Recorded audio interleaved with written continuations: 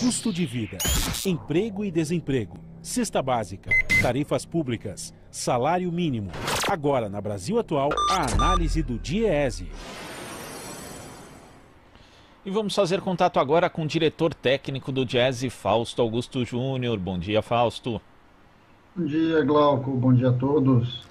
Fausto, na semana passada nós tivemos a divulgação pelo Banco Central, por meio do relatório de economia bancária, que 4.600.000 pessoas estão endividadas do chamado endividamento de risco, né? Formado por casos em que há inadimplência, comprometimento de renda, empréstimo em várias modalidades e renda abaixo da linha da pobreza. E esse tipo de endividamento ele fica ainda pior nesse contexto de pandemia, né, Fausto? Sem dúvida, Glauco, sem dúvida, porque as famílias vão perdendo renda, em grande medida eles já estão com dívidas e essas dívidas elas crescem. É sempre bom lembrar que aqui no Brasil nós temos uma enorme distorção no que diz respeito às taxas de juros, né? Para você ter uma ideia, enquanto a Selic veio caindo aí, está girando em torno de 3%, a gente está aí com uma taxa no cheque especial na casa dos 130% e o cartão de crédito chega a 300%. Ou seja, se por um lado você tem um sistema financeiro cada vez mais, ele cresce a sua taxa, até dizendo que, como um argumento, a questão da inadimplência, na outra ponta você tem um conjunto de famílias que vêm perdendo renda. Isso é algo que, quando se encontra, vai dar algum problema, e esse problema aparece nessa taxa de risco aí do seu endividamento. É bom lembrar que isso coloca para a gente uma série de discussões hoje no que diz respeito ao próprio enfrentamento da crise, porque o enfrentamento da crise, o enfrentamento da pandemia, passa por melhoria na condição de renda, manutenção do emprego das pessoas, mas também em como que elas vão enfrentar o endividamento das famílias, uma vez que no Brasil uma parte importante da renda das famílias, em especial das famílias mais pobres, muitas vezes acaba comprometida com uma lógica de financiamento que retira parte desse seu rendimento que já é baixo. Eu acho que essa é uma discussão que está posta para nós agora no momento de pandemia e posta principalmente no momento em que a gente precisa retomar a economia, precisa repensar como é que nós vamos sair desse processo, que começa com um problema epidemiológico, com um problema de saúde, mas ele avança para todas as áreas da economia.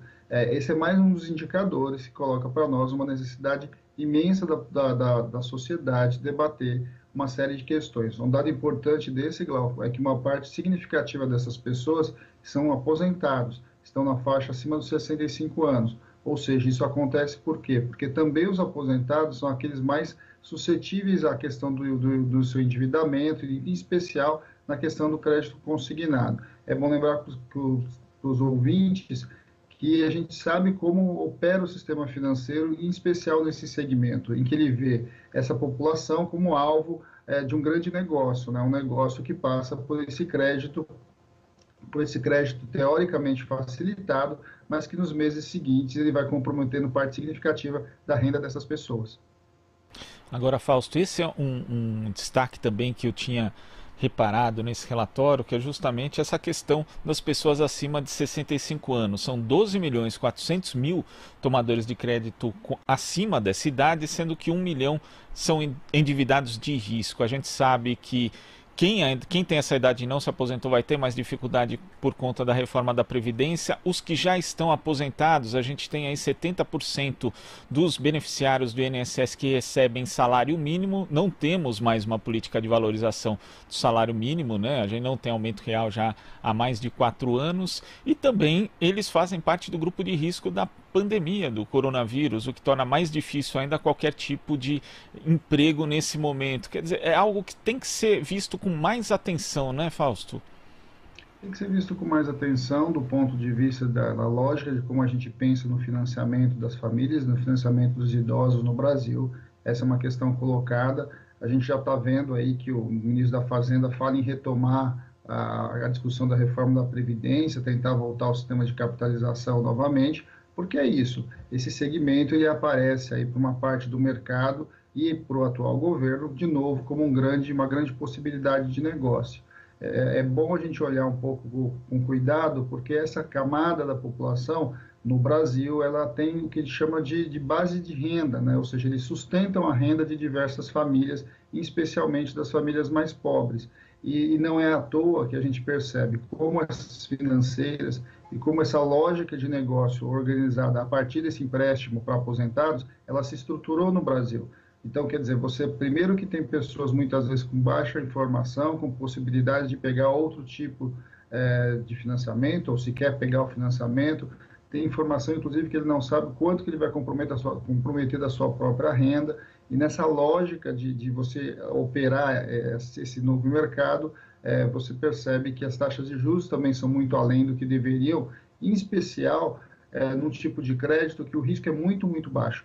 Porque simplesmente nós estamos falando de recursos que saem diretamente da aposentadoria. E a aposentadoria está vinculada a um benefício do Estado em que dificilmente você vai ter inadimplência. Ou seja, inclusive o argumento de que a taxa de risco é um dos motivos do aumento da taxa de juros ou da manutenção alta dos patamares que a gente vê hoje, que ainda vê hoje no Brasil, coloca uma série de questões. E não é à toa, Glauco, quando a gente vai olhar no meio dessa pandemia, novamente o setor que não perde é o setor financeiro. E há de se perguntar por que o setor financeiro não perde nunca nesse país, nem no momento das maiores crises. Eu acho que essa é uma questão colocada para a sociedade, colocada para ver como o dinheiro é drenado do sistema produtivo, drenado do consumo das famílias para um setor financeiro, que no final das contas, inclusive a gente olhar na outra ponta, né, qual seria o papel do setor financeiro? O papel do setor financeiro deveria prover financiamento para o próprio crescimento econômico, algo que a gente está vendo agora, que também não acontece. Mesmo quando o governo libera recursos, mesmo quando você tem recursos,